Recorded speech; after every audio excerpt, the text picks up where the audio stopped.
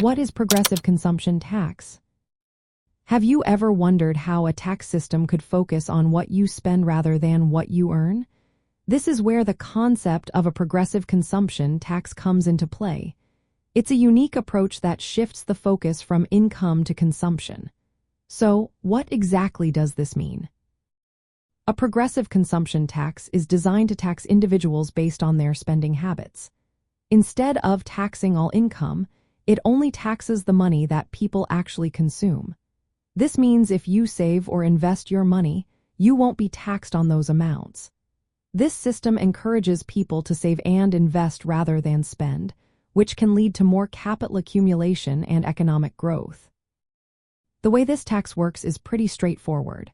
The tax base is calculated by taking your total income and subtracting any savings. What remains is the amount you have consumed, which is what gets taxed.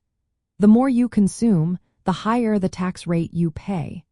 This means wealthier individuals who tend to spend more will pay a larger percentage in taxes compared to those who spend less. One of the key benefits of a progressive consumption tax is that it removes the penalty on saving.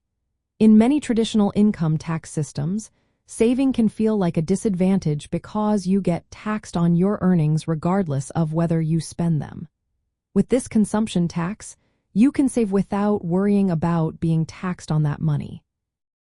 To make this system fairer, there are often exemptions or refundable tax credits included. These help protect lower consumption households from being overly burdened by the tax. This makes the tax system more equitable overall. From a libertarian viewpoint, which values individual freedom and limited government, a progressive consumption tax might be seen as a better alternative to traditional income taxes. It does not penalize saving or investment, which are seen as productive activities. However, there is still some skepticism among libertarians. They may worry that any form of progressive taxation involves government intervention that could infringe on property rights and economic freedom. Proponents of this tax argue that it could reduce wasteful spending. By taxing luxury items more heavily, it encourages individuals to think twice before making extravagant purchases. This could free up resources for more productive uses. Additionally, a progressive consumption tax simplifies tax compliance by focusing on spending rather than complicated income calculations. In essence, a progressive consumption tax shifts the tax burden from income to consumption. It uses graduated rates to tax higher, spending more heavily, and encourages saving and investment by exempting them from taxation.